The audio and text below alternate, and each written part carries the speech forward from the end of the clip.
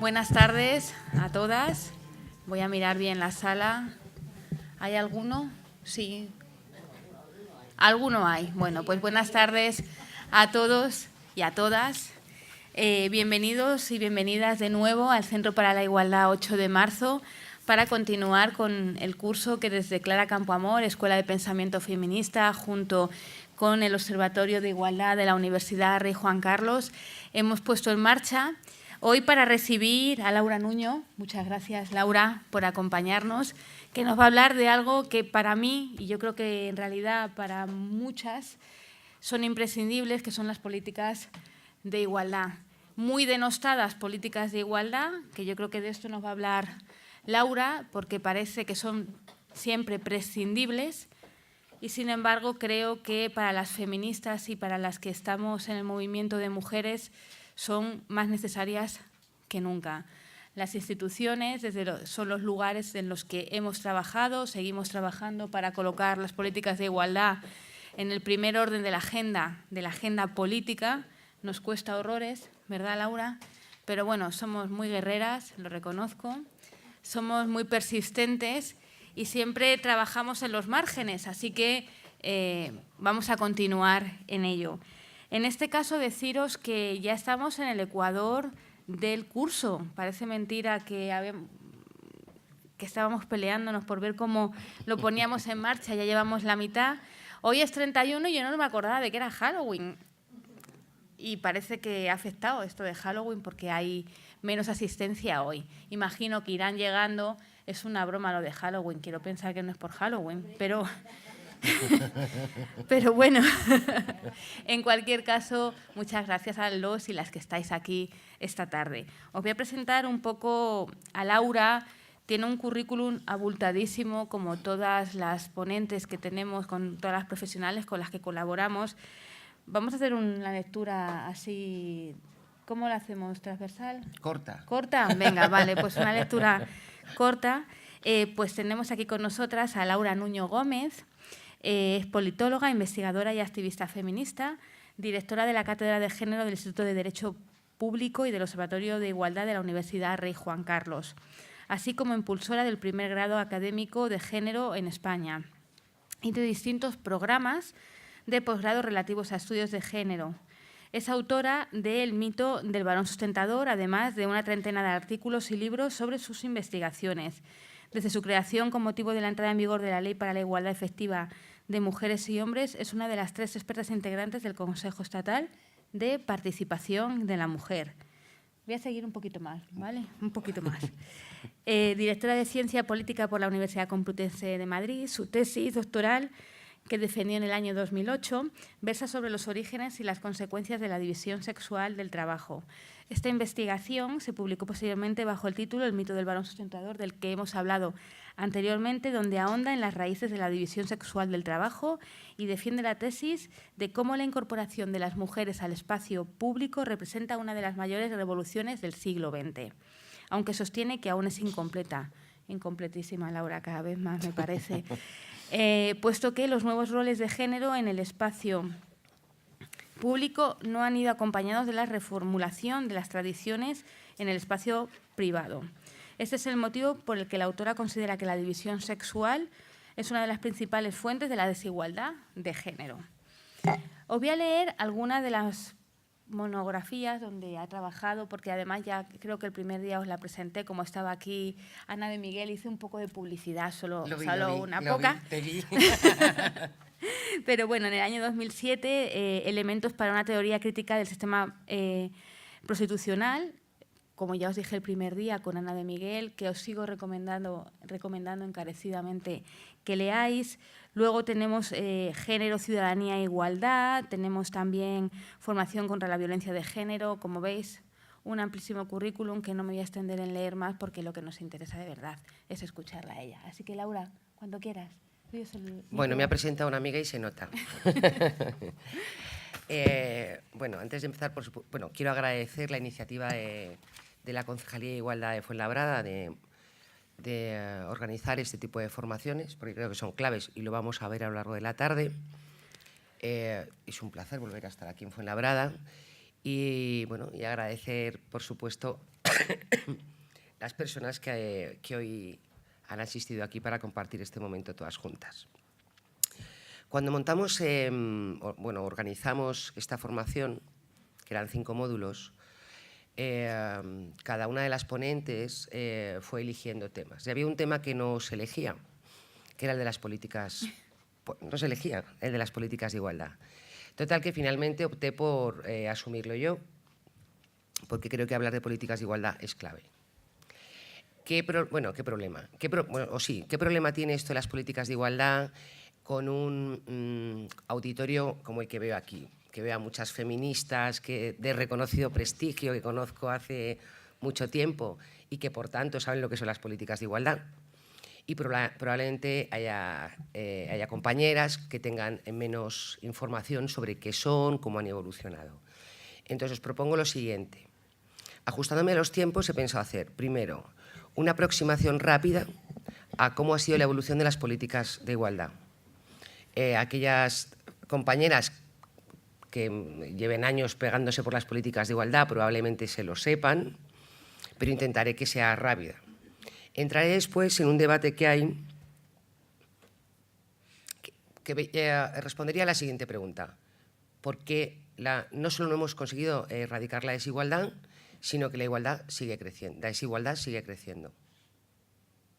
Abordaremos esa pregunta. ¿Por qué? Se habla mucho de igualdad, mucho 8 de marzo, mucho 25 de noviembre. ¿Por qué no conseguimos erradicarla y por qué la igualdad sigue creciendo? En este país la desigualdad está creciendo. ¿Qué está pasando? Después abordaré, por eso pido un reloj para controlarme bien los tiempos, porque me puedo quedar en el primer reto. Después intentaré abordar toda una revisión que hay en torno a las políticas de redistribución, de reconocimiento y de representación que están en el eje de las políticas de igualdad o de desigualdad y concluiré con dinámicas que no nos ayudan. Dinámicas que en este crecimiento de la desigualdad y en estos problemas que vamos a ir encontrando ayudan poco, a mi juicio. Bueno, es una propuesta que probablemente luego podamos debatir entre todas. Yo voy a usar el femenino inclusivo, ¿de acuerdo? Bien. Empiezo con la primera parte. Voy a hacer un recorrido de cómo se pasa de la igualdad, cómo se llega a la igualdad formal y qué supone, y cómo se pasa de la igualdad formal voy a hablar a la igualdad material, que no existe, pero qué recorrido hay después. Porque hablamos de perspectiva de género, porque hablamos de empoderamiento, qué supone algunos elementos, las acciones positivas, cuándo aparecen, por qué.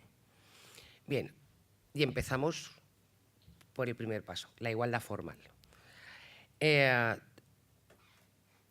Los primeros, es que no sé exactamente la terminología que utilizar, los primeros parlamentos, la primera participación que hubo, los primeros parlamentos fueron lo que se llamaban parlamentos censitarios, donde no existía el sufragio universal, donde los estados se concebían como una comunidad de propietarios y, por tanto, solo opinaba quien tenía propiedades. Cuando se produce la universalización, la parlamentarización del Estado y la universalización de la ciudadanía, es decir, se pasa de que solo unos pocos hombres pueden opinar y votar a todos los hombres pueden votar, el ejercicio que se hace, y ahora voy a soltar un palabra que voy a explicar inmediatamente, es lo que denominamos un universalismo homogeneizante. ¿Qué significa esto de un universalismo homogeneizante? Que lo que se hace es que formalmente se perdona, se condona los criterios que había de exclusión. Si eras pobre, voy a hacer como si no fueras pobre. Si eras negro, voy a hacer como si no fueras negro. Si eras mujer, voy a hacer como si no fueras mujer.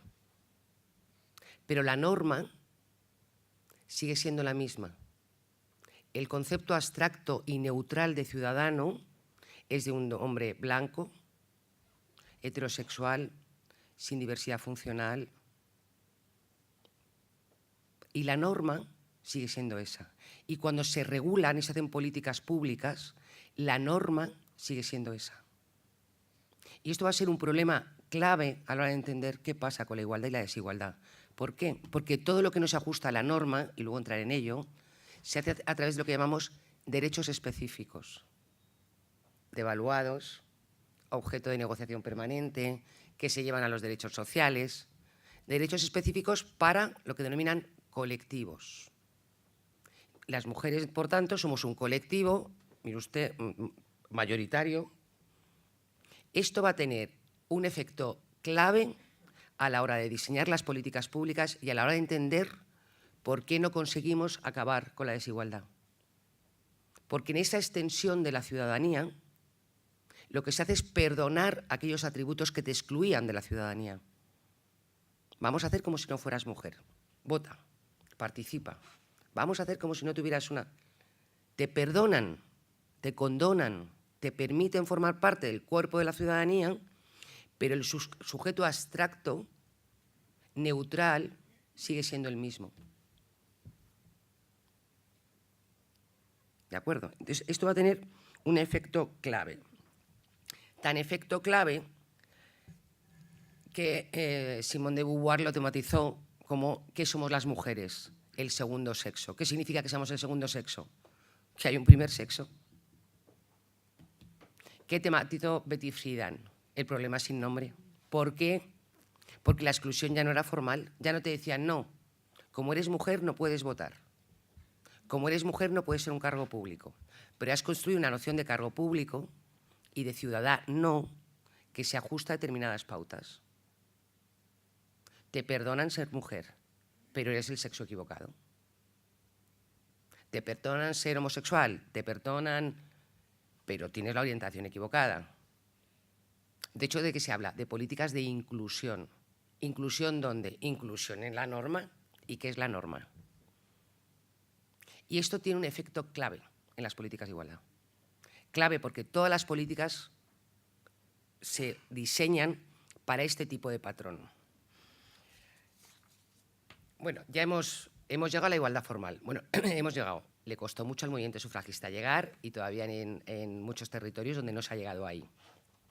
Y llegamos a la igualdad formal y nos encontramos con el problema sin nombre. Hasta aquí me voy explicando, ¿verdad? Es que es un poco... Y nos encontramos con el problema sin nombre y nos encontramos con la división sexual del trabajo. Y se inicia, liderado fundamentalmente por Naciones Unidas, un recorrido que va a ir perdón, de la igualdad formal a la igualdad sustantiva o a la igualdad material. Y en ese recorrido quiero señalar 4 momentos clave, donde la iniciativa la toma Naciones Unidas, pero luego la Unión Europea las va a recoger en términos de directivas o de tratados. El primer momento clave. Concluye la Segunda Guerra Mundial, Europa está como está, el modelo liberal no ha funcionado, y se inicia un camino, en principio de sensatez, que luego hemos ido abandonando, pero bueno, donde la Carta de Naciones Unidas del año 45 reconoce por primera vez en la historia de la humanidad que las mujeres son un grupo vulnerable que requieren de una especial protección, de un especial tratamiento. Surge por primera vez el concepto de políticas de igualdad en las instituciones. De hecho, un año después se crea la Comisión de la Condición Jurídica de la Mujer. Ojo, en esta etapa todavía hablábamos de este concepto de mujer. Luego entraré en ello, ¿de acuerdo? ¿Por qué mujer y no mujeres? ¿Qué es la interseccionalidad? Porque en el marco de las políticas públicas tiene mucho tiene mucho peso. O bueno, tiene mucha ausencia su peso, pero en fin, bueno. Año 45, mujeres como un grupo vulnerable que requieren una especial protección. Pese a la relevancia de este reconocimiento, claro, el problema es que las mujeres no son especialmente vulnerables. Y os hago un símil respecto al racismo. Es como si yo digo que la negritud implica vulnerabilidad. No, lo que implica vulnerabilidad es el racismo. Habría que llegar hasta la primera Conferencia Mundial de Mujeres en México, celebrada en México en el año 75, por cierto que en este país con Franco medio muerto, medio vivo, asistió la sección femenina, para pasar de un concepto que es el sexo al género, que todas conoceréis. ¿Por qué? Porque la vulnerabilidad de las mujeres, la causa de la vulnerabilidad de las mujeres arrancaba de una ideología y de un sistema cultural, el patriarcado, y de una construcción social del sexo. Es decir, qué consecuencias sociales y políticas tiene nacer hombre y nacer mujer. Por tanto, la vulnerabilidad no era el sexo, era el género, era esa construcción social.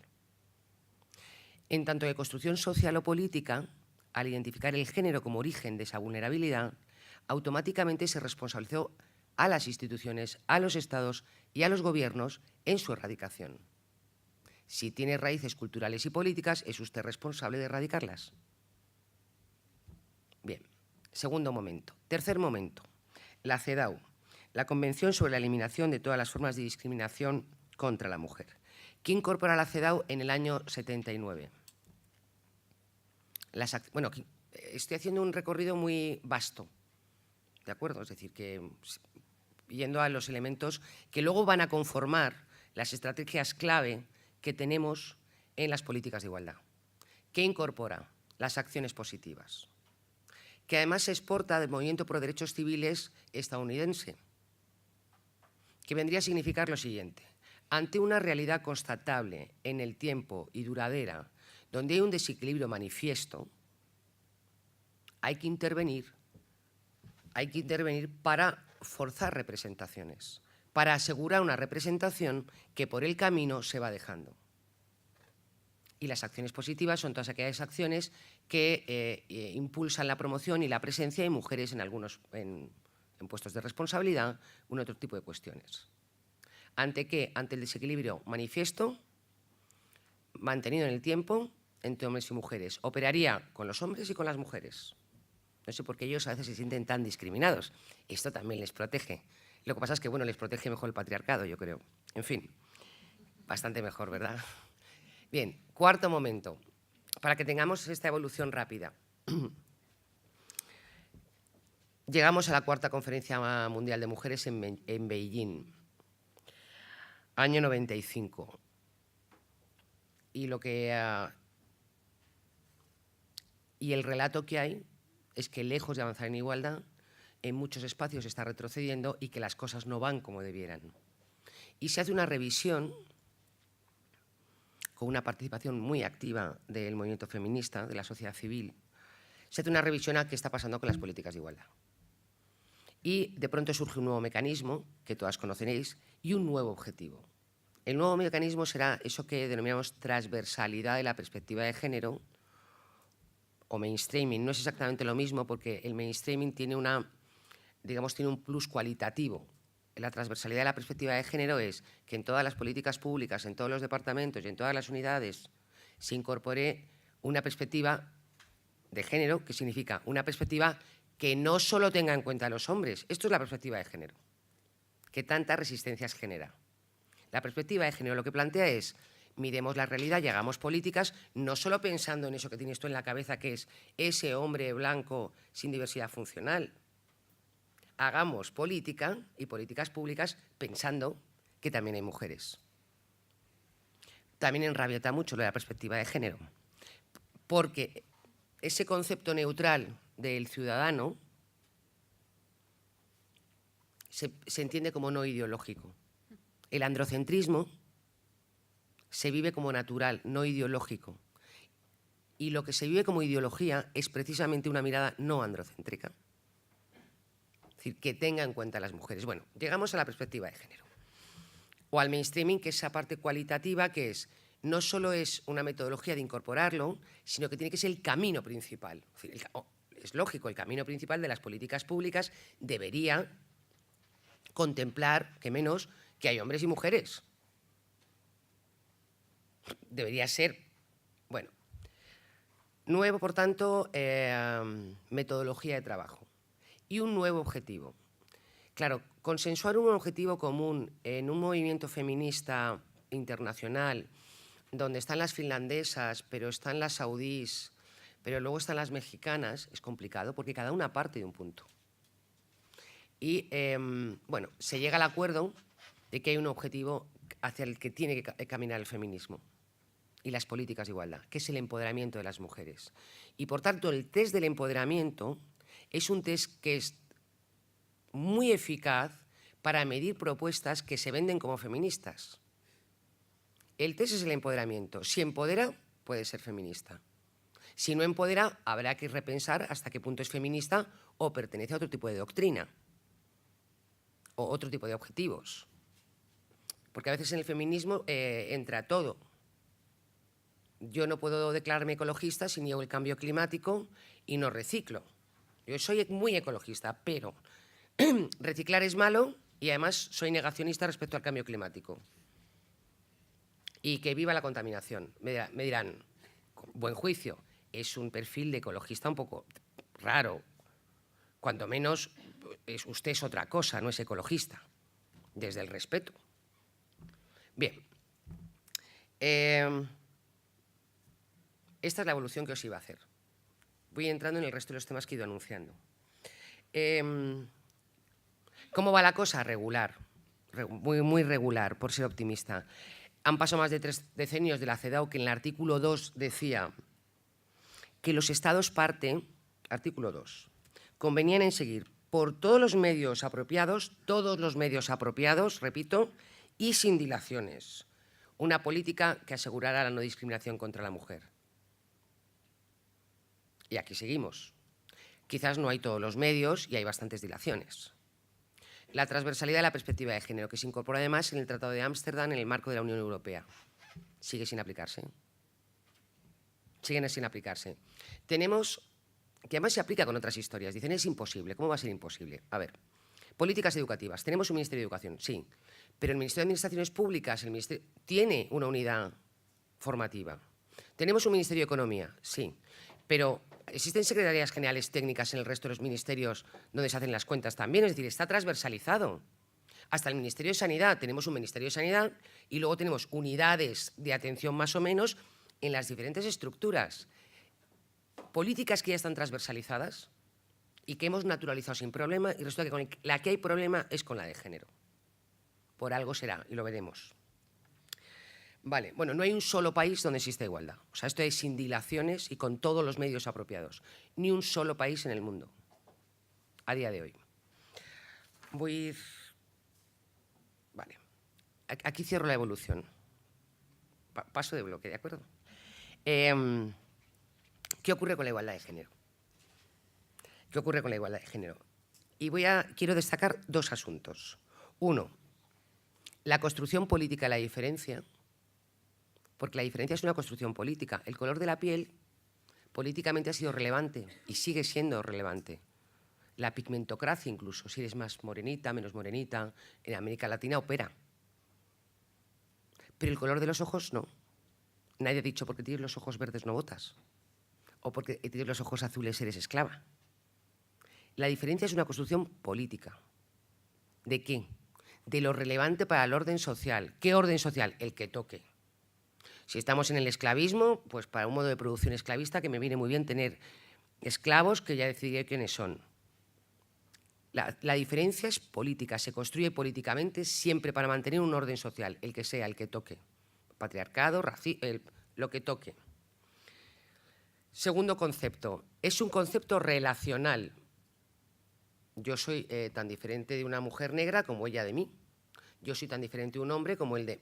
Es un concepto relacional, donde en principio no habría jerarquías. Es simplemente diferencia. ¿Qué ocurre con la diferencia? Que como se parte de ese modelo neutral de ser humano, del que hablaba antes, que el problema no es la diferencia, el problema es que con la diferencia se construye jerarquía. Y con la jerarquía, sumisión y subordinación. Y es más, subalternidad. ¿Qué significa la subalternidad? Que tú estás para lo que yo precise. Que ya te diré qué es según los tiempos que corran. Tú estás para lo que yo precise, tú estás a mi servicio. En un concepto, además, o en una interpretación de heredarás la tierra, bíblico, que les habilita a esos que no son diferentes, porque las diferentes somos el resto, a un usufructo y a una utilización según estimen. Tercer elemento, la diferencia se construye como anomalía. Como hay un sujeto que has creado que es neutro, el resto es específico, es anómalo. El resto es el que tiene etiqueta. Se construye como anomalía. ¿Frente a qué? Frente a la ficción de la neutralidad, que es un perfil que no es neutral.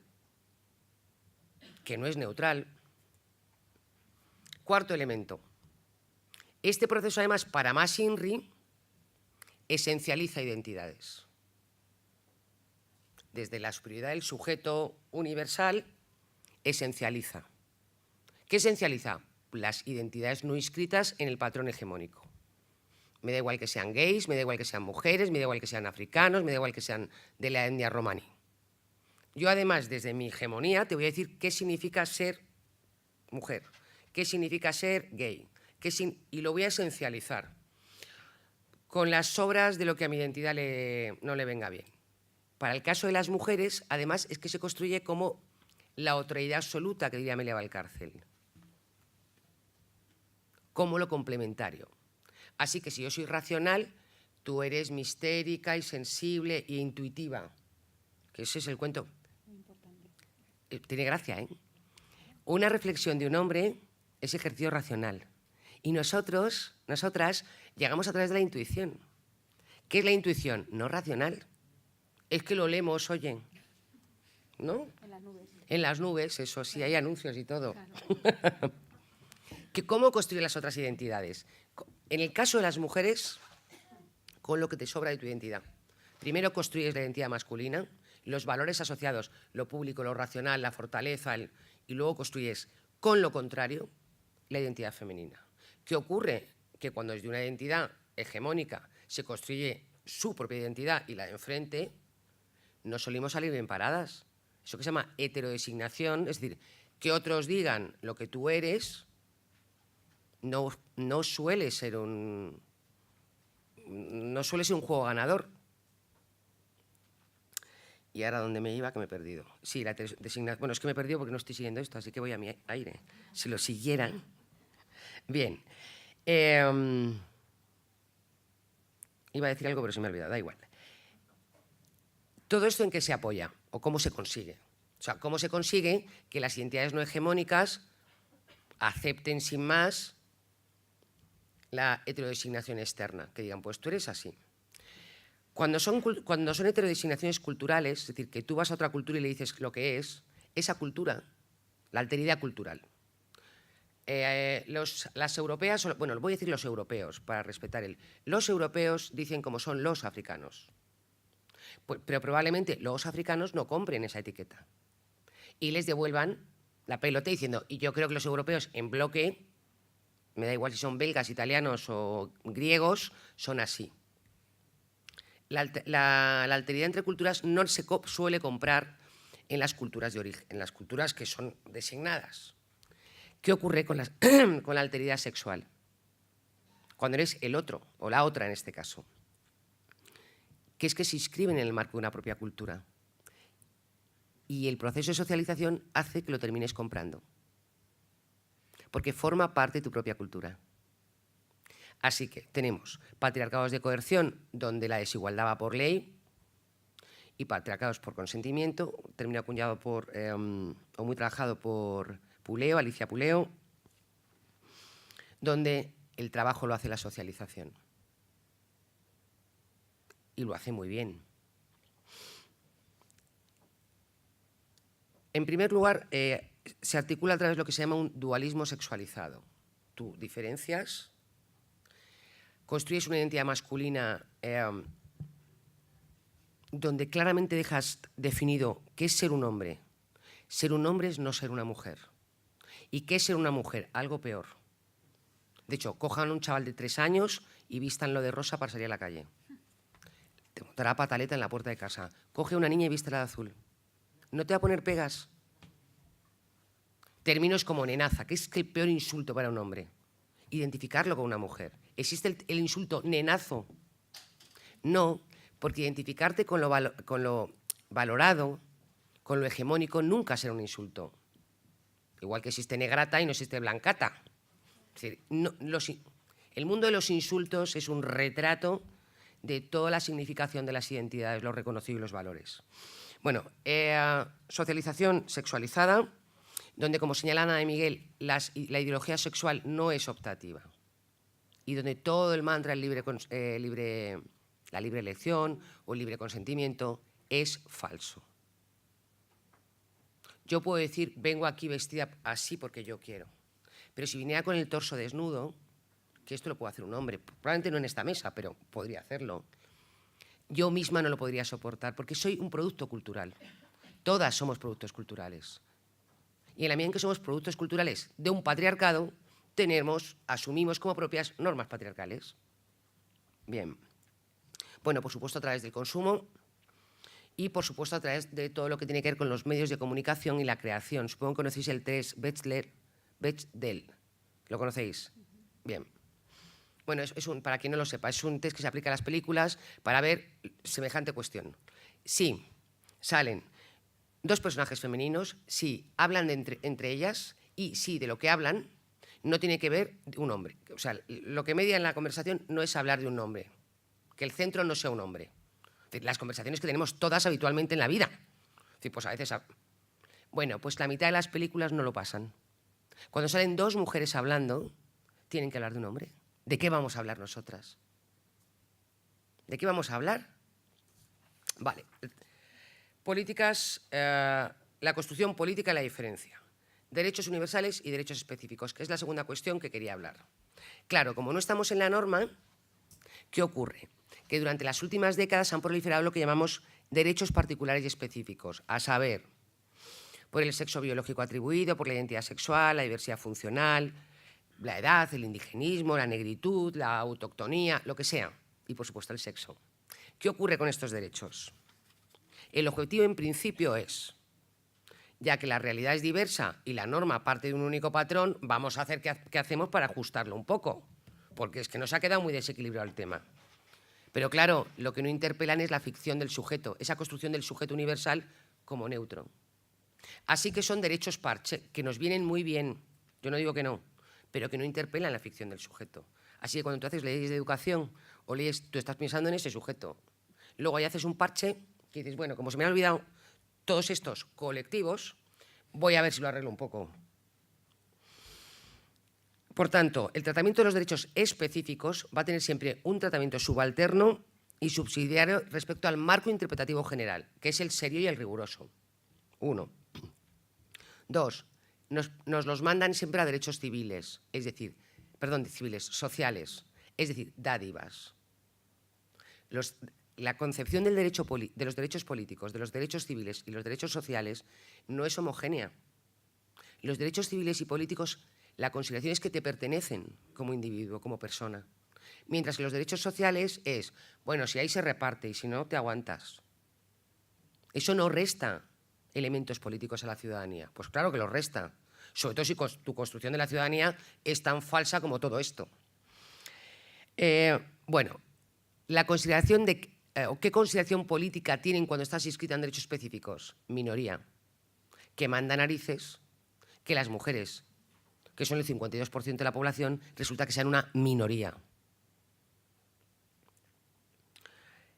Existe cierta deslegitimación de los derechos específicos, porque se interpretan como normas periféricas y como, y esto os va a sonar, un trato privilegiado a un colectivo. ¿Qué morro tienen las mujeres con las políticas de igualdad? ¿Qué pasa con la violencia de género? Siempre que los derechos específicos, desde el patrón universal y una posición poco empática, se entienden como un trato privilegiado, porque son periféricos. Y se presentan como particularismos. Es un particularismo, es que tú tienes una particularidad, una especificidad que habrá que atender. Como si ser hombre no fuera una especificidad, o ser blanco. Donde además proyectan esencialismo, es decir, luego esto se intenta arreglar con el tema de la interseccionalidad, pero como no se aplica la interseccionalidad, se ha intentado aplicar en la teoría, en la práctica no se hace. ¿A qué me refiero con esencialismo? Una vez que yo hago, yo concibo derechos específicos para población romaní o para mujeres o para lo que sea, y yo parto de un concepto, es un esencialismo, es decir, una identidad homogénea, necesidades homogéneas. Mire usted, no existen necesidades homogéneas. Las identidades están atravesadas por el sexo, por la edad, por la situación socioeconómica, por lo rural urbano. No hay necesidades homogéneas en ninguno de esos que llama usted colectivos. De hecho, ahí tenemos un problema. ¿Por qué? Porque la ley de violencia de género, bueno, voy a entrar en la ley de violencia de género porque si no me voy a quedar ahí. Pero, ¿qué pasa con las mujeres rurales? La ley de violencia de género está diseñada para un tipo de derecho específico de una mujer que ha sido identificada como urbana. Porque en la medida en que se judicializa, si yo vivo en el Toboso y en el Toboso no tengo ni guardia civil ni... Tú en tu cabeza tenías un perfil de mujer. Y por tanto, como esencializo, ¿qué ocurre con las políticas rurales? Que como lo que tienes en la cabeza son hombres, no llegan a las mujeres. ¿Qué ocurre con las mujeres rurales? Que no le llegan ni las unas ni las otras. Es decir, existe una doble discriminación y ni por un lado ni por el otro. Mujeres romanís, ocurre lo mismo. Yo tengo políticas tal con secretariado gitano. ¿Y qué es secretariado gitano? Hombres, vale. Políticas de igualdad para las mujeres, pero ¿tengo en cuenta a las mujeres gitanas? No, ni lo uno ni lo otro. Bien, esto como política pública es decir, las intersecciones, lo que intersecciona en las discriminaciones son el enfoque de la interseccionalidad, es decir, que lo tienes que contemplar. De hecho, en Beijing se aprobó, se renovó en Durban, tenemos una directiva europea sobre igualdad racial que lo contempla. ¿Se aplica? No. Vale. Tercer bloque. Voy mirando la hora, perdonadme, ¿eh? Tengo que ir un poco rápido. Es que las políticas de igualdad y las políticas públicas tienen mucho, porque como la trampa está en el inicio y el resto, bueno, son arreglos que además se hacen de aquella manera, que los arreglos están bien. No estoy en contra de las políticas de igualdad, ¿eh? Los arreglos están muy bien, pero tenemos un problema previo de diseño. De mientras las políticas sigan haciendo para un perfil que te has inventado como normal y neutral, tenemos un problema. Tengo todavía un rato. Vale. Bien. Políticas, Nancy Fraser, políticas, propuestas para las políticas de la redistribución, del reconocimiento, que son las políticas de la identidad, ahora lo voy a explicar, y de la representación, las 3 Rs. Es decir, ¿qué genera desigualdad? La no redistribución, el no reconocimiento y la no representación. ¿Sí? Vale. Empiezo con las políticas de reconocimiento, las políticas culturales. Esas políticas que lo que intentan es visibilizar la diferencia y valorarla. Es decir, no hay segundo sexo, ni segunda raza, ni segunda... Son identidades, son políticas que trabajan con la identidad y con la diferencia. ¿Qué ocurre con estas políticas? Que tú para generar una identidad tienes que iniciar un proceso de cohesión interna. Si yo quiero reivindicar las políticas de las mujeres de la etnia romaní, tengo que definir fronteras, o de LGTBI o lo que sea. Tengo que definir fronteras que me hacen que eso sea una identidad. Y luego establecer mecanismos de cohesión interna para que nos haga grupo. ¿Cómo se hace un grupo? Pues haciendo un círculo y cohesionándonos. ¿Qué ocurre? Que en esos mecanismos de cohesión interna se ignoran fracturas identitarias. Por ejemplo, la negritud, que acabó significando el movimiento, no por derechos civiles, pero sí algunos colectivos muy reivindicativos en Estados Unidos. ¿Qué papel le otorgaban a ellas? ¿Cómo eliminan fracturas? Fracturas identitarias. No existe la identidad en bloque. Yo puedo ser gitana, pero ser lesbiana, pero ser rural y además ser del Betis. Es decir, no existe una identidad homogénea. Es que no existe una identidad sin fracturas, porque la clase social, para empezar, la clase social y el sexo rompe cualquier posibilidad de homogenización.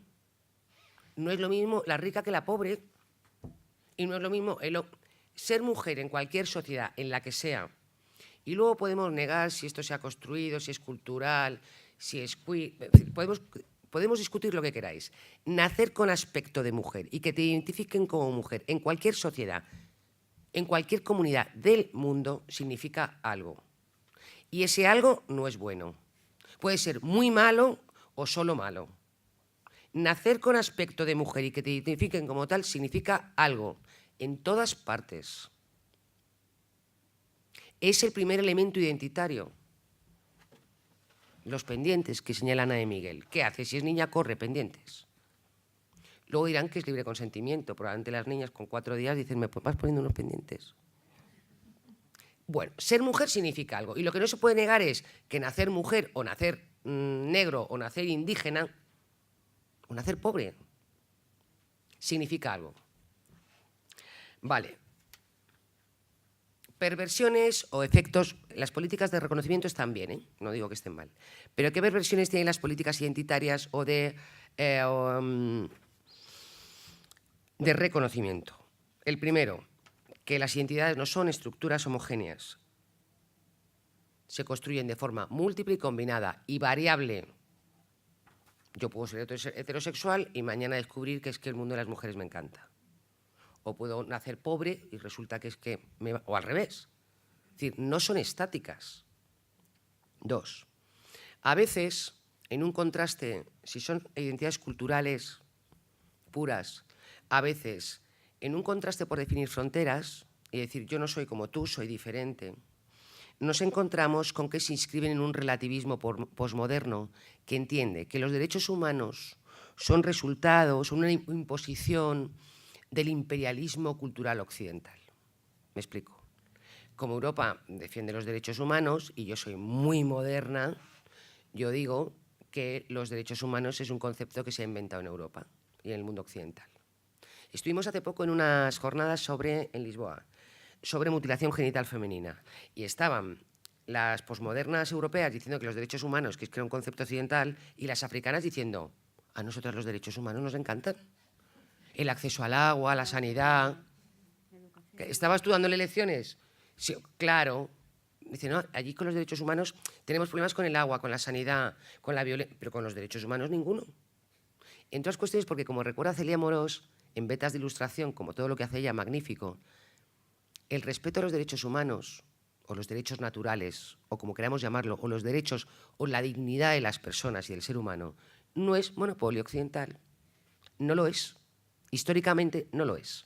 Otra cosa es que su positivación, es decir, su traducción en norma, en ley, sí sea pues, la Revolución Francesa, en fin, estas cosas. Vale. ¿Qué pasa con las políticas culturales? Que normalmente proyectan una sobrecarga identitaria sobre las mujeres. Cuando tú quieres cerrar una cultura y diferenciarla de otra, normalmente el papel que es en esa cultura, sobre todo si está inscrita en monoteísmos y en lo que llamamos enquistaciones identitarias de carácter regresivo. Por ejemplo, el velo. El velo lo están llevando mujeres que, de comunidades y etnias, donde en origen no lo llevaban. Los hermanos ahí, musulmanes en París. Es que, ¿cómo refuerzan su identidad? Normalmente, cuando un colectivo refuerza su identidad en el cuerpo como repositorio identitario, lo primero que hace es mirar a sus mujeres y hacerle alguna faenita. Hacerle alguna faenita, porque el cuerpo como repositorio identitario cultural no tiene el mismo peso sobre hombres que sobre mujeres. Entonces, las faenitas, el corsé, los pies vendados, las mujeres jirafas chamay, eso nos lo reservan a nosotras. Y extreman el doble rasero de racionalidad. Bueno, políticas redistributivas. Voy ya corriendo un poquitín. Bueno, en realidad no hay políticas redistributivas. Hay alguna distribución a través del sistema fiscal. Aquí redistribuir no se redistribuye nada. Se distribuye un poquitín. Bueno, en el marco ese de distribuimos un poquitín, que tiene que ver con derechos de ciudadanía, tiene un impacto muy diferente, y solo voy a decir esto para poder seguir, si son políticas redistributivas o redistributivas que tienden a universalizar los servicios que si son políticas de corte esencialista. La universalización de servicios emancipa a las personas respecto al mercado, es decir, tú tienes derecho por ser, por respirar y por estar y por pasar por aquí. Mientras que las políticas asistencialistas, primero, tú tienes que comprobar que estás francamente mal, con cada cierto periodo de tiempo, a ver si vas a estar mejor y vas a estar aquí chuleándome. Y normalmente refuerzan dependencia, pero además tiene un efecto estigmatizador sobre la población que recibe esas ayudas, porque tiene que estar permanentemente demostrando su situación de vulnerabilidad. Así que en el marco de las políticas redistributivas, la universalización de servicios empodera o genera emancipación respecto al mercado, y las políticas asistencialistas, que mejor que haya que no haya, es decir, que lo que hacen es reforzar la dependencia y estigmatizar a la población objeto de protección. En Estados Unidos, por ejemplo, si tú recibes una ayuda, cualquier asistente social a cualquier hora del día y de la noche puede entrar por tu casa a ver qué tienes en la nevera. Y si te ve un jamón, pues supongo que te quita la ayuda. Bien, entonces, el enfoque es distinto. Representación, 4 pinceladas. Hay un debate eterno sobre la presencia y la representación. Yo puedo tener presencia de mujer, pero defender los intereses del patriarcado, o puedo ser negra y ser más racista que Trump, yo qué sé, no tiene nada que ver. O ser un gay en el armario y tener unas propuestas homófobas. Es decir, que tengas una identidad no significa que representes los intereses y las necesidades de esa identidad. Bien, aún así, que haya mujeres en posiciones que comporten poder, empodera al colectivo. Ver mujeres que mandan, empodera. La cuestión es el de la representación, es decir, ¿qué significa representar? Actuar en nombre de, reflejar fielmente. La representación de las mujeres refleja fielmente la interseccionalidad. A veces ni a las mujeres. Luego hay un problema en ese ámbito, por ejemplo, con la doble militancia, que ser feminista en un partido o una institución patriarcal, aunque no os lo creáis, es duro, porque es la oposición, en unas refriegas a veces internas donde el feminismo institucional son 3 que se están aprovechando, que se aprovecharían mucho más si no fueran feministas, ¿eh? Ser feminista es un peaje, que se paga con gusto, sobre todo también acompañada, pero es un peaje en cualquier estructura y todas las estructuras son patriarcales. La representación tiene también que ver con la interlocución con el movimiento feminista, que es otra que es una dádiva, es decir, el día que me enrollo, me siento un rato y me hago una foto, pero a ver, ministro o ministra de Trabajo, no se entendería que no se sentara nada más llegar con los sindicatos. ¿A que no? Se sientan, luego se parten la cara, pero se sientan. Y resulta que la interlocución con el movimiento feminista, oye, es un regalo. Es cuando nos reciben agradecidas. A ver, ¿quién representa a la sociedad civil? ¿Quién representa a trabajadores, trabajadoras? Sindicatos, y se sientan. O COE, el otro lado de la otra orilla. Y sin embargo, esa representación no se entiende así. Bueno, y luego no voy a entrar en ello, en la representación y en la presencia de los espacios que nos reservan.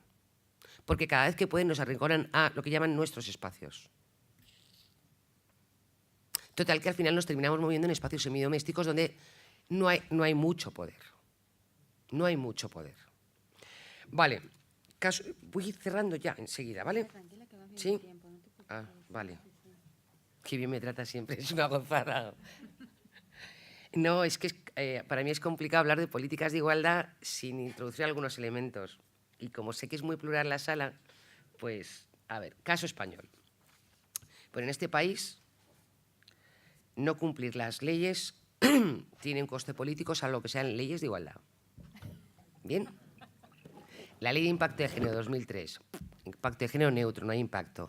La Ley Integral contra la Violencia de Género 2004, que obligaba a incorporar la educación en igualdad en todos los niveles educativos. 2017, ¿para qué? Teníamos educación para la ciudadanía, fuera. La Ley de Igualdad, transversalidad, tampoco. A veces parece que las leyes son fotos. Tú apruebas una ley, te haces la foto, las estructuras se dan la vuelta y a correr. No cumplir las leyes de igualdad sale gratis. Y luego, normalmente las leyes de igualdad vienen acompañadas de muy poco presupuesto, si no ninguno. Todas aquellas que estéis en la administración pública, o sabéis lo que es una administración pública, sabéis lo que se puede hacer sin dinero, nada. Es como si yo quiero hacer un viaje y no tengo dinero. Pues date una vuelta sobre ti misma y para. Pero es que hacer cosas cuesta dinero. Cuesta dinero. Bien, para asegurarse de que no nos vamos a... Normalmente sin dinero. De hecho, presupuestos generales del Estado y presupuestos consolidados. ¿Qué se destina a políticas de igualdad y a políticas contra la violencia de género? El 0,01% del presupuesto. Por ciento, la misma proporción de denuncias, son números que conviene recordar, la misma proporción de denuncias falsas en la estimación más elevada. La misma. Eso te da un retrato de la sociedad en la que estamos. Bueno, ¿qué seguimos? En la neutralidad de la norma, en que la perspectiva de género es ideología y la neutra norma esta del hombre blanco sin diversidad funcional, heterosexual, es neutral. Y el problema es que se legisla para eso. Y cuando se legisla para derechos específicos, se legisla pensando en eso también. Dice, bueno, voy a cambiarle un atributo. Pues para gays, para mujeres, pero el resto de los atributos siguen siendo los mismos. Es decir, no, cambio uno. Bueno, pues pase para mujeres, pero van a ser mujeres blancas, urbanas, el concepto neutral que tú te has inventado de individuo. Vale. Bueno, seguimos con el patrón androcéntrico. Las mujeres seguimos siendo un colectivo o una minoría. Las políticas de igualdad son subsidiarias, es decir, ¿qué ha pasado con la crisis? Y ahora entraré un poquito en ello. Pues lo primero que han ido a por... Vamos, desde se acabó la tontería cuando eliminaron el Ministerio de Igualdad hasta los ajustes presupuestarios que hemos tenido durante los últimos años, con una cuestión tan grave como la violencia de género. Que es que si no fueran mujeres, que fueran otra cosa, lo que nos ha costado un pacto de Estado, que veremos si se cumple. Porque, a ver, si no se cumple una ley orgánica, un pacto de Estado, ya veremos. Pero si te dice una ley orgánica en el año 2004 y estamos en el 17, que la igualdad tiene que estar incorporada, porque el origen de la violencia es la desigualdad y la jerarquía sexual, y te lo has pasado por el forro, pues un pacto de Estado, yo estoy muy ilusionada. Pero bueno, porque me da por ahí. Pero, digamos, si una ley orgánica, claro, bueno, porque toca ilusionarse con algo, Silvia, en algo. Vale. Bueno, las instituciones especializadas, vapuleadas. Bueno, ¿qué nos han hecho con el IMIO? Teníamos un Instituto de la Mujer histórico. Dice, bueno, le ponemos de igualdad de oportunidades y ya metemos los restos. O sea, eso que no sea, esa identidad creada, todo para allá. Y además repartimos el presupuesto. Repartimos el presupuesto, uno, y restamos especialización. Porque claro, el que sabe trabajar con población migrante o con diversidad sexual o con, pues a lo mejor es que no tiene ni idea de feminismo. Lo más probable es que si no procede el feminismo, no la tenga.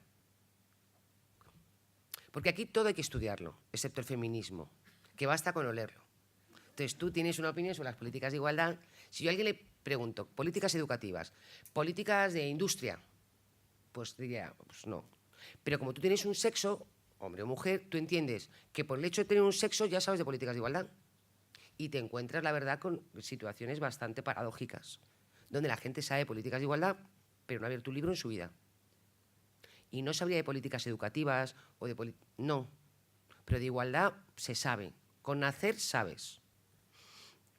Bueno, tenemos, por tanto, una apariencia de compromiso o una política del simulacro, que diría Nuria Varela, que es que la igualdad... Ningún político, ninguna política te diría, la igualdad me importa un bledo. No, todos y todas te van a decir, la igualdad es un aspecto central, la violencia de género, lo importante son las políticas educativas y que la educación... Luego lo hacen, no.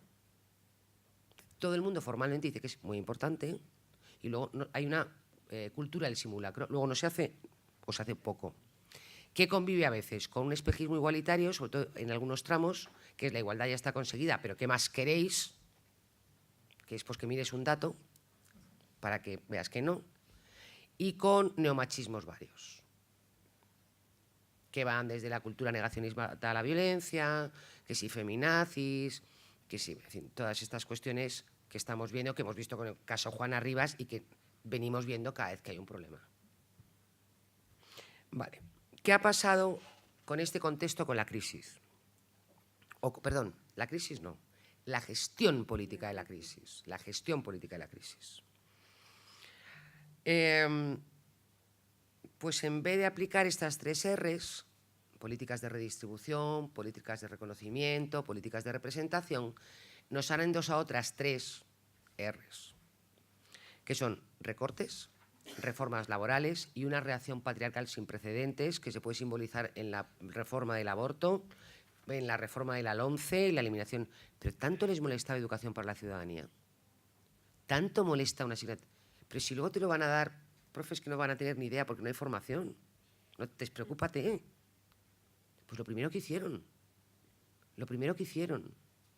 Ley de bases de régimen local y quitan las competencias en igualdad. O sea, una cosa con un rumbo muy claro, que tiene que ver con una reacción patriarcal, con una revancha prácticamente. Con una revancha, con una noción de revanchista.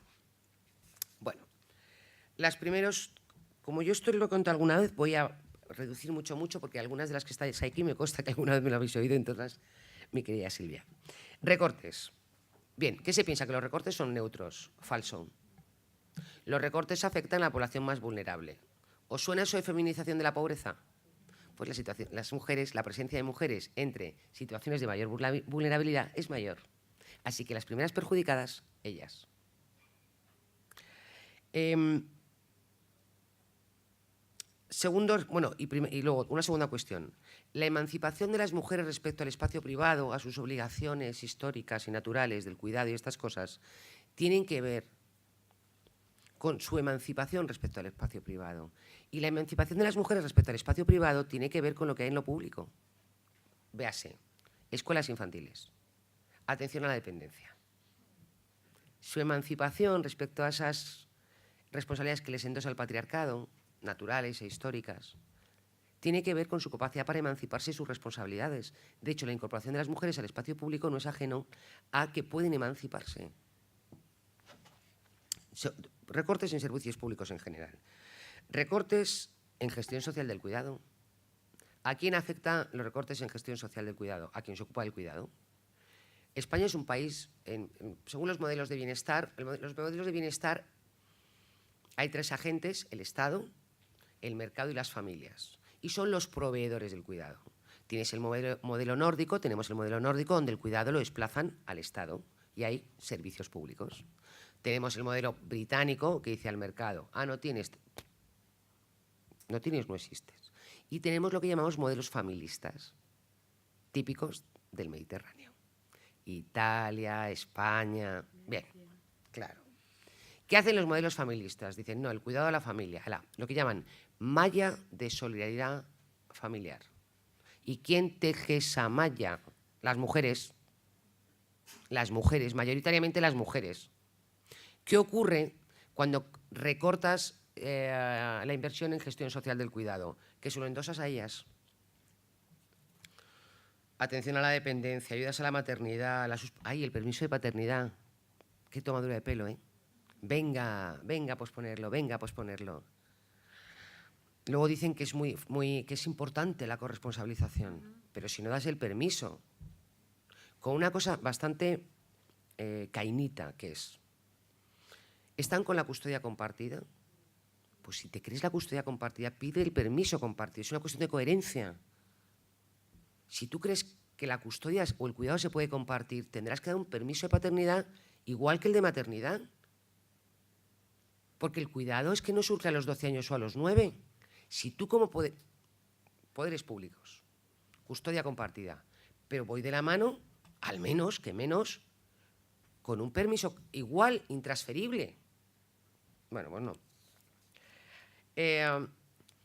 ¿Y qué ha ocurrido también en esto de la... O sea, tú recortas gestión social del cuidado, se lo endosas mayoritariamente a ellas. Y además, como la crisis ha afectado a la capacidad económica familiar, te encuentras con que afecta eso también mayoritariamente a las mujeres. ¿Por qué? Porque la capacidad para externalizar el cuidado, para que sea cadena global del cuidado, para que venga otra mujer a cuidarte los mochuelos, depende de la capacidad económica que tengas, la familiar. Como la capacidad económica familiar se ha estrangulado, afecta a esas mujeres que vivían normalmente con trabajo en negro, en fin, que vivían de ello, y a las mujeres en el entorno familiar que han de asumirlo. Bueno, y tercer recorte que os conoceréis muy bien y que no voy a entrar. Las políticas de igualdad, las instituciones dedicadas a la igualdad, que es que cada vez que cogen las tickets miran a lo mismo. Luego la inversión en lo que es innovación militar no parece que corra tanta... Pero no, en fin. Vale, segunda R, reformas laborales. Y os lo resumo en una frase. Las reformas laborales han precarizado el empleo precario. Es decir, el femenino. Bien. Y la tercera reacción, o la tercera R, reacción patriarcal, que tiene que ver con ese ajuste, no con ajustar cuentas, sino con un ajuste de cuentas, de con las ganas que tenía yo de llegar aquí para pararos los pies. ¿Qué problema hay con las políticas de igualdad, cualquiera que sea? Que son políticas de suma cero. Es decir, que el poder que gana el colectivo subordinado lo pierde el que ejercía el dominio. ¿Qué ocurre? Que hay gente que los privilegios los interpreta como derechos. Y la pérdida de privilegios, pero me da igual que sean los racistas vamos, la pérdida de privilegios la interpreta como pérdida de derechos. Y frente a eso se arma una reacción, porque piensan que están perdiendo derechos. ¿Cómo me van a quitar a mí la custodia de mi criatura? Si hasta el 75 solo los hombres tenían la patria potestad. Lo ven como pérdida de derechos. Con una deriva específica que tiene el Estado español, que es la siguiente. En lo que Europa hacía los deberes, recordar lo de la ONU, que es con lo que empezó la Carta de Naciones Unidas en el 45, Europa se pone a hacer los deberes más o menos, sin mucha prisa, en tema de igualdad. ¿Y España qué hace? Para atrás, con Franco vivo y armado aquí. ¿Qué ocurre? Que nos incorporamos a la entonces Comunidad Económica Europea. Europa había hecho más o menos sus deberes, más o menos, insisto, sin tampoco mucha diligencia, pero algo había hecho, y España se tiene que incorporar. ¿Qué ocurre? Que la evolución ha sido más rápida, así que la reacción más intensa. Y luego aquí contamos, la verdad, con unas cheerleaders, que es todo lo que tiene que ver con la jerarquía católica local, que no ocurre en el resto de Europa. Francia aprueba una ley de educación y no tienes ahí a la conferencia episcopal en rueda de prensa diciendo lo que opina. Para empezar, porque su reino no es de este mundo. Que legislen en su reino donde les toca. Es que en el resto de Europa es impensable que sea una reforma educativa y que tengas ahí una rueda de prensa de la jerarquía católica local o del país. Pero aquí sí, ¿por qué? Porque tuvieron mucho poder y lo siguen teniendo. Pero vamos, bueno, esto no ayuda mucho. La ideología de género, que no se les cae de la boca. Ideología de género la suya, que entienden que ser hombre significa una cosa y ser mujer otra. Así que la primera ideología de género es la suya. Que los papeles que nos han distribuido en sus textos son divinos. ¿Por qué quieres? O Eva la pecadora, el principio de todos los males, o la Madre Virgen, que válgame Dios, o luego, como no, tenemos el papel de María Magdalena, porque el patriarcado con la prostitución siempre se llevó muy bien. Ahora resulta que es transgresión. Pero bueno, esos son los papeles que nos reservan. Bueno, claro, todo esto conduce a una cuarta R, reversibilidad. Ya vino el Comité de Derechos Humanos de Naciones Unidas y el Comité CEDAW, este verano no, el anterior, y habló, no sé si te habéis leído los textos, son brutales. Hablaba de regresión. Foro Económico Mundial, que no es una ONG. Bien. Bueno, en ninguno de los 143 países analizados por el Foro Económico Mundial, hay igualdad. Pero España, ¿qué ocurre? Pues que hemos retrocedido 14 puestos. No lo tengo aquí, pero vamos, me lo sé. Hemos retrocedido 14 puestos del año 2006.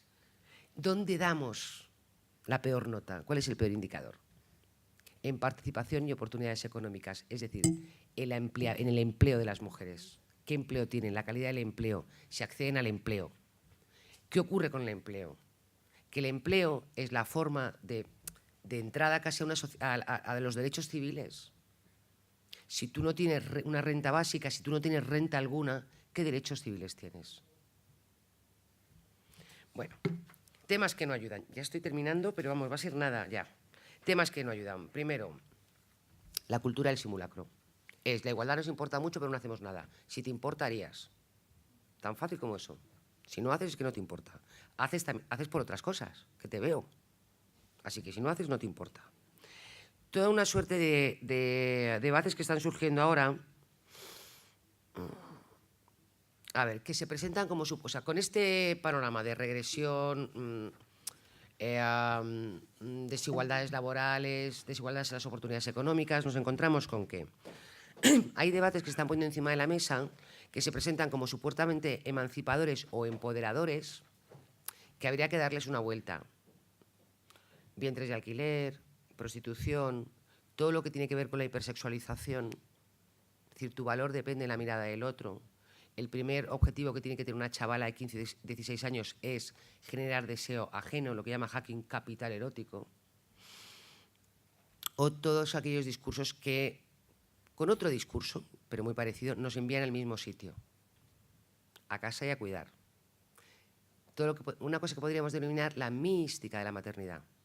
La liga de la leche, el colecho, las 3 leches, todas estas. ¿Qué hacen? Te dicen, vete a tu sitio natural. Tu mayor aportación a una criatura es esa. Pero como si tu aportación tuviera que ser exclusivamente física. La segunda tema que no ayuda. ¿Cómo definimos la igualdad como problema público? Mirar esta sala. La igualdad parece que la igualdad de género, nos compete a las mujeres. Esta sala se reproduce sistemáticamente. Si estas fueron unas jornadas sobre migración, sobre refugiados o refugiadas sirias, sobre... Seguro que no eran todos sirios y sirias o migrantes o...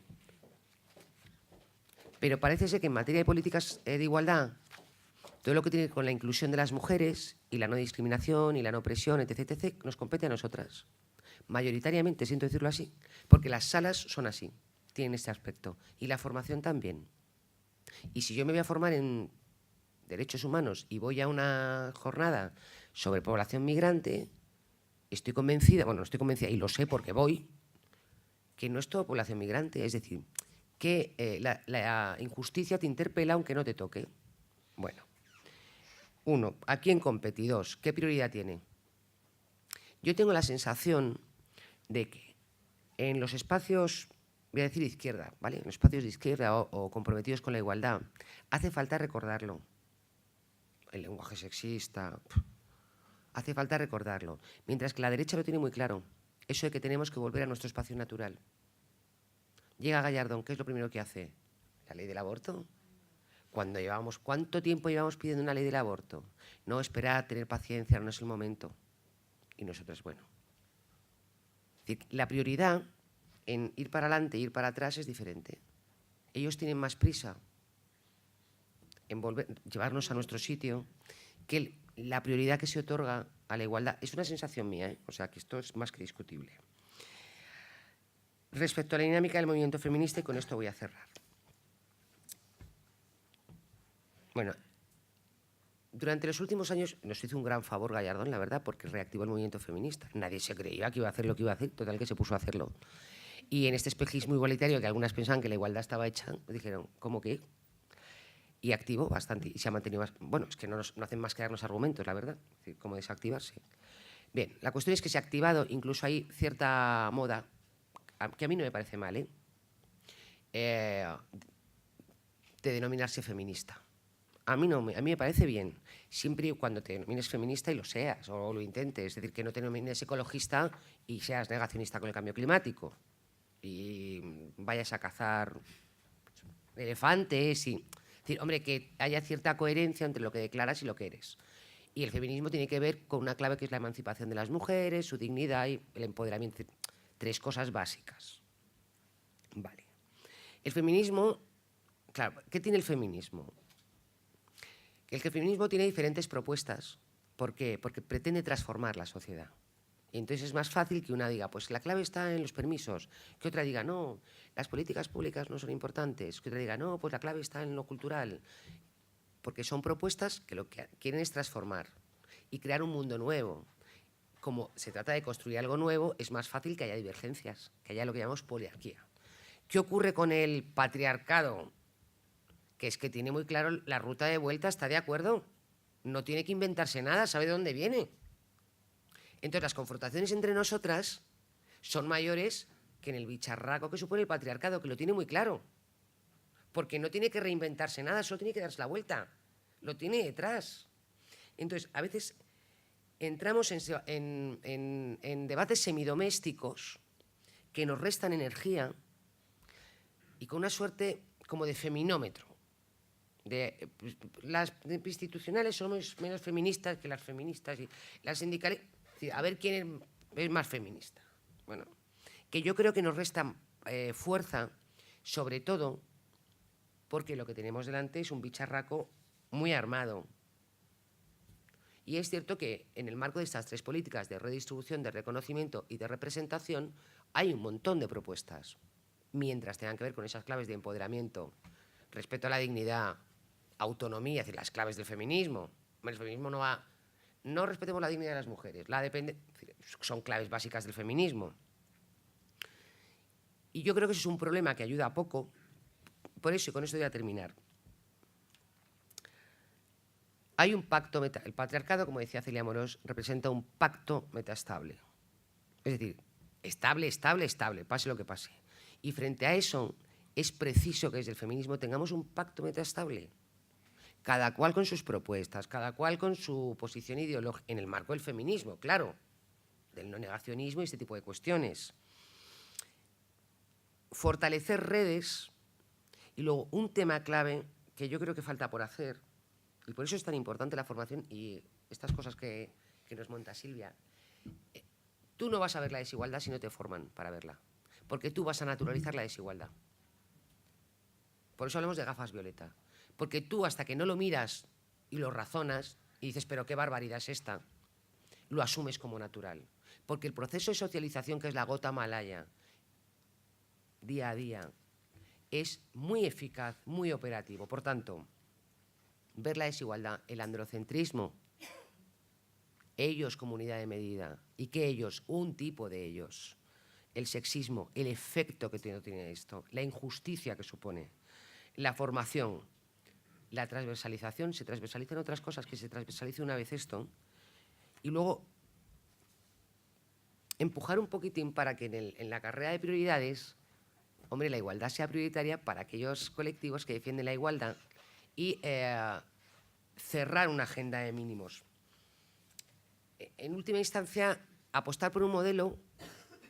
A ver, la igualdad, las políticas de igualdad requieren, de partida, un punto de vista no androcéntrico que tenga en cuenta a las mujeres. Si no es más que esto. Pues ya termina, muchas gracias.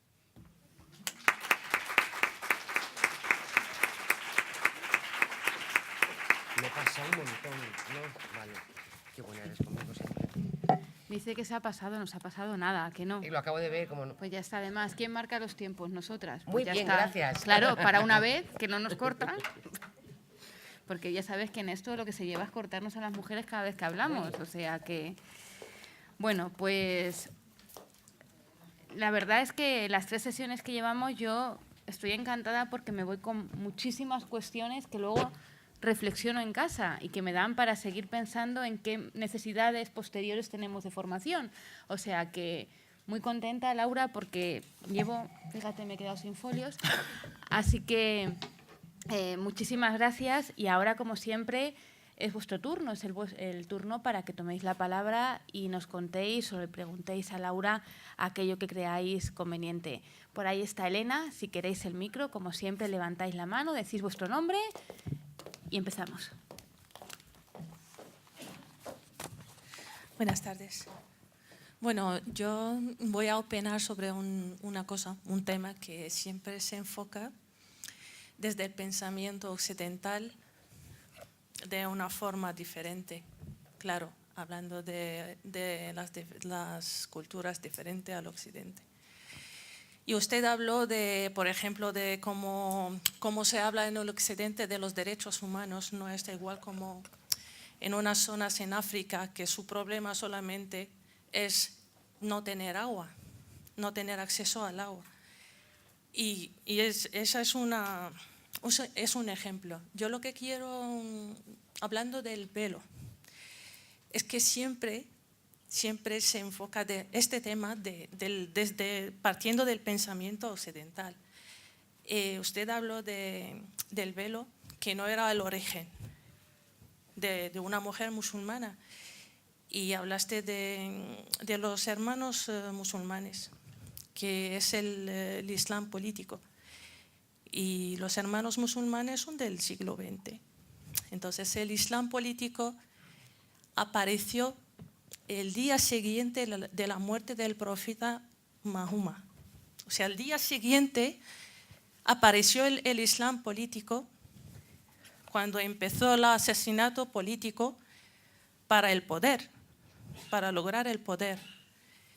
Entonces, en cuanto al velo, es una cultura que existía miles de años antes del Islam. Igual el Corán lo interpreta, es que no habla del velo, pero lo interpreta así, dice que la mujer tiene que tapar esa parte con el velo, pero el velo que se llama en árabe el jemar, que era una cultura de la mujer árabe en la isla árabe. Y siempre se relaciona el velo con el Islam político, que no es el caso, porque una mujer puede ser una mujer moderna, empoderada, con un buen nivel intelectual, y elige poner el velo no porque está obligada, porque es una cultura que le gusta. Pero siempre se enfoca este tema partiendo del Islam político y no como una cultura. Gracias. ¿Esto una? ¿Cómo quedáis? ¿Hay alguna pregunta más? Vale, Bueno, mientras lo vais entonces pensando voy eso es. contestando. Yo no he mencionado el Islam político en ningún momento. Es una palabra que no he... No, he hablado como... Pero igual que...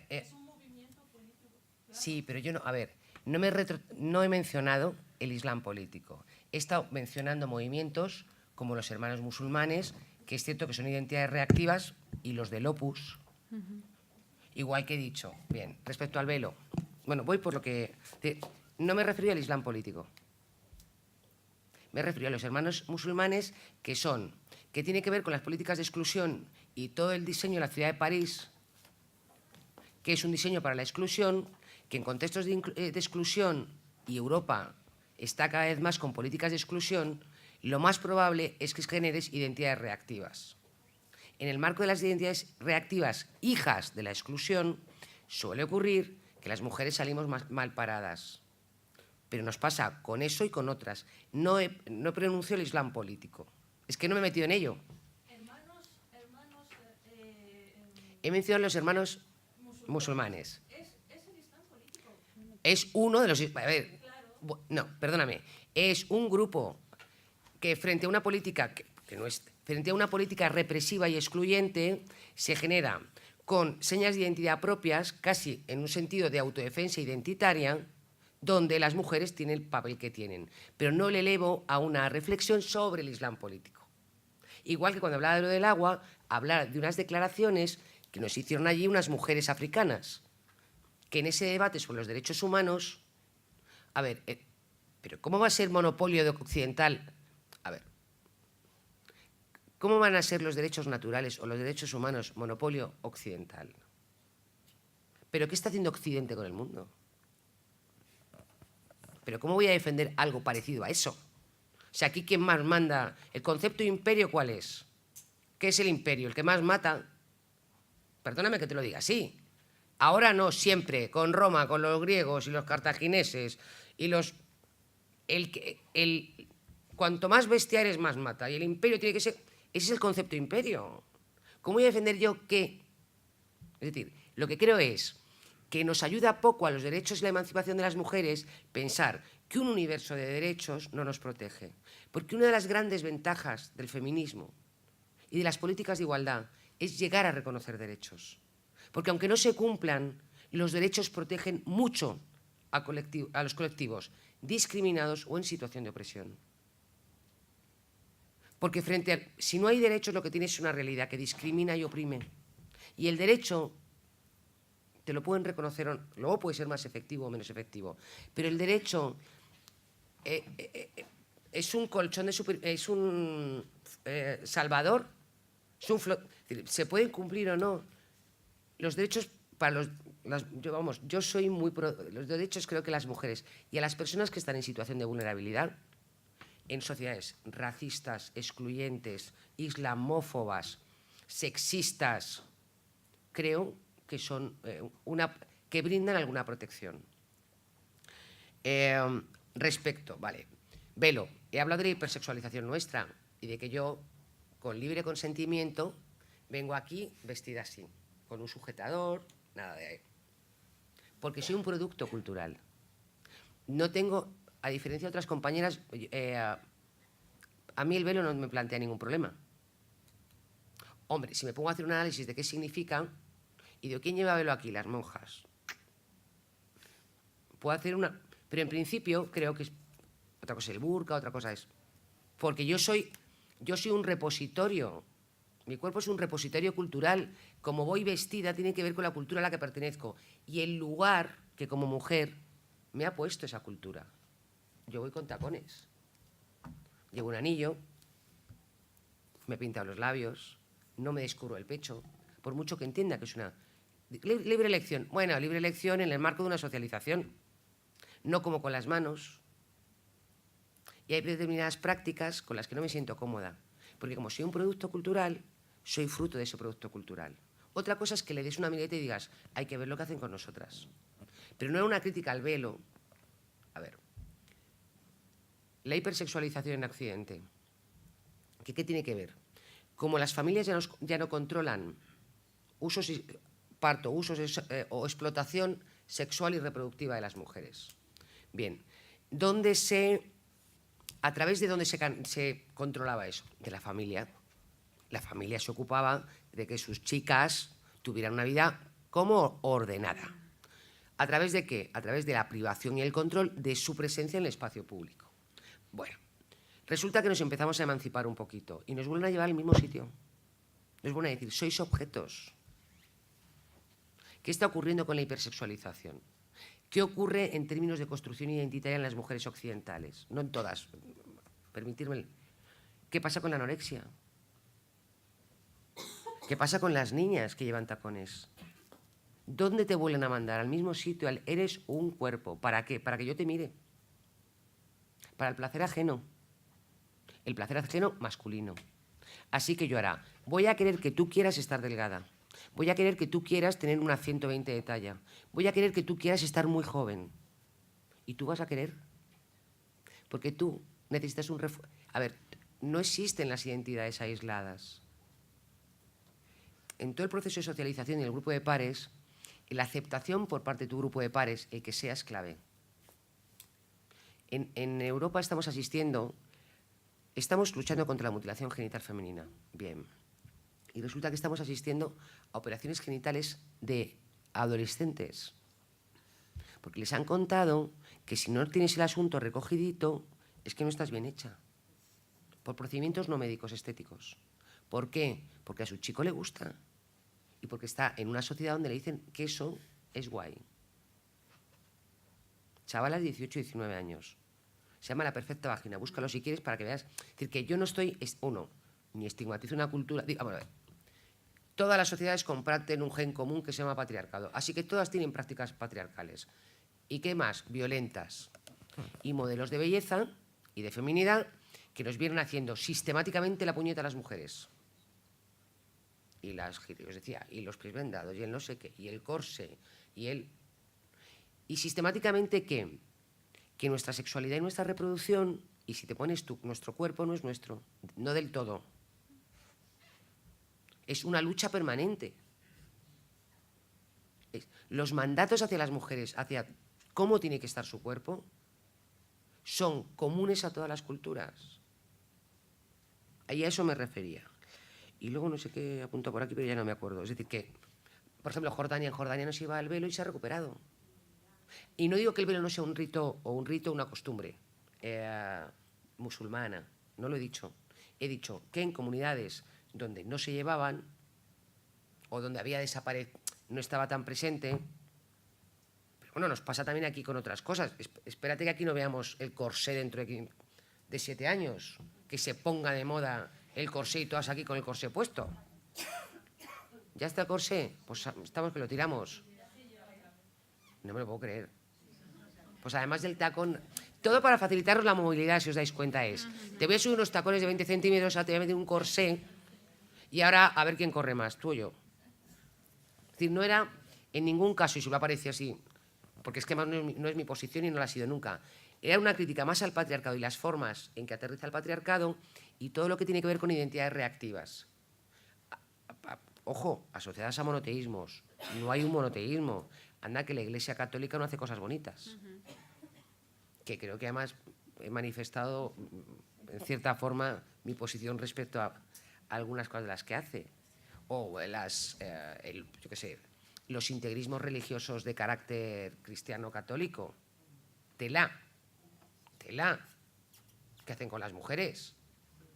Más que con los hombres. Lo que quería plantear es que hay un elemento diferencial en las culturas y sobre todo si hay identidades reactivas, que en las identidades reactivas no solemos salir bien paradas. ¿Qué tipo de identidades reactivas? Las que sean. Y te he hablado también, ¿cómo se llaman estos los negros? Los guerreros, este grupo de moteros estadounidense. Bueno, esto sí. Las maras. ¿Dónde ponen a las mujeres? Bueno, no sé si te he contestado, espero que sí. Más o menos, no. Ah, no, estamos hablando, yo tampoco. No me lo toma como un reproche, no. Estoy hablando del pensamiento occidental, que no estoy hablando de... Pero ves, el pensamiento occidental tampoco es un bloque. Yo no puedo hablar del pensamiento musulmán. Es que no existe el pensamiento occidental. Existen personas que aterrizan en una cultura y piensan a veces incluso diferente. Es decir, lo que yo... En este país hay islamófobos para aburrir. Pues que es una...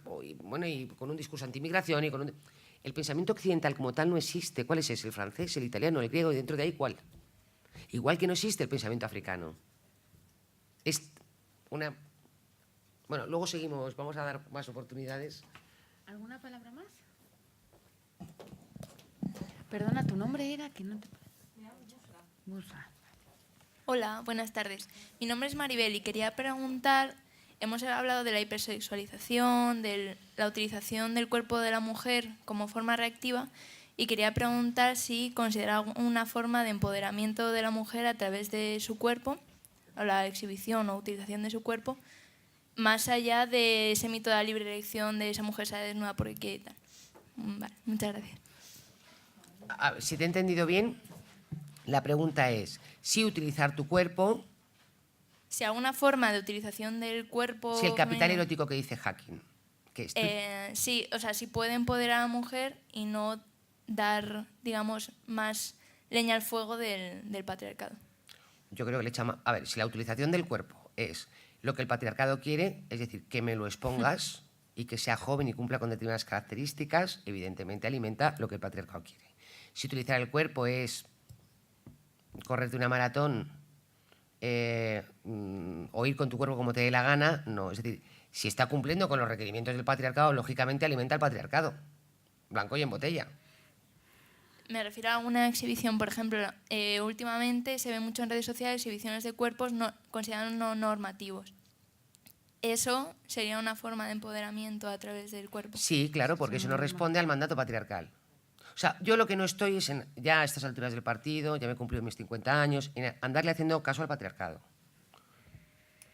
Entonces, eso no haría caso al patriarcado y, por tanto, sí puede ser, bueno, digamos, fórmulas transgresoras de impugnar un modelo estandarizado. Sí, eso sí. Vamos, a mi juicio, pero que los juicios son como las caras, cada una tiene el suyo, yo creo que sí. ¿Alguna más? ¿Os animáis? Allí, atrás.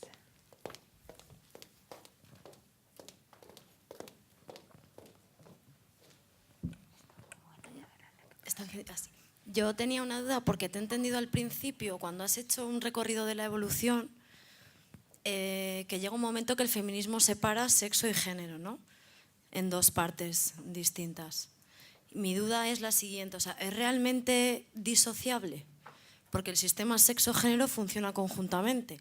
Me refiero, si el género es la significación sociohistórica del sexo y te dedicas a reformar simplemente el género como una idea abstracta que no radica en una diferencia sexual que crea dominación y sumisión, creo que es un poco difícil arreglar el problema que tenemos realmente las mujeres, ¿no? Porque cuando hablabas de transversalidad, creo que la transversalidad, si es homogénea, si pensamos en lo que es la sumisión de la mujer. Es decir, tú vas pasando por distintas capas, eres obrero, discapacitado, homosexual, negro y además mujer. O sea, la mujer siempre es transversal al resto de dominaciones, por decirlo así. Entonces, si concebimos la mujer como sujeto político homogéneo a través de su necesidad de emancipación, sí se puede considerar a la mujer un sujeto político único, sin perderte en cuestiones de género que no son más que la significación histórica y política de un cuerpo sexual y de una división sexual del trabajo que en algún momento histórico ha recibido un valor superior sobre el que desempeñan los hombres en este sentido. Entonces no creo que sean dos fenómenos disociables, que se puedan comprender por separado, el sexo por un lado y el género por otro, aunque una cosa sea una cuestión biológica y la otra una construcción cultural. Entonces, no sé si he comprendido bien la idea que has dicho o me estoy haciendo un lío. Gracias. A lo mejor es que yo no me he explicado bien, que será lo más probable. A ver, yo no estaba hablando de feminismo, estaba hablando de políticas de igualdad, diferente. Y lo que hago, a ver, y a lo que me refería es, en el año 45 la Carta de Naciones Unidas tiene a bien reconocer que las mujeres somos un grupo vulnerable. Bien, y eso fue muy importante porque fue el principio de las políticas de igualdad en el marco de Naciones Unidas. Pero claro, las mujeres no somos vulnerables porque sí, somos vulnerables porque vivimos en comunidades y en sociedades, en universos culturales e ideológicos que dicen que vales menos, que tienes un papel subsidiario, que está la jerarquía social, sexual, la violencia de género, todo lo que tiene que ver con esos condicionantes que te colocan en situación de vulnerabilidad, no porque tú seas vulnerable. Y de hecho ponía de ejemplo, pegando un buen salto, raza y racismo. No, tener una raza concreta no significa vulnerabilidad, pero vivir en una sociedad racista sí.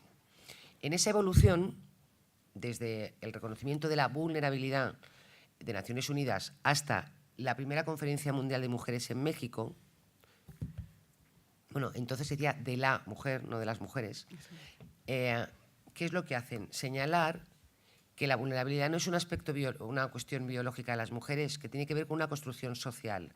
Con esto no quería decir separar sexo y género.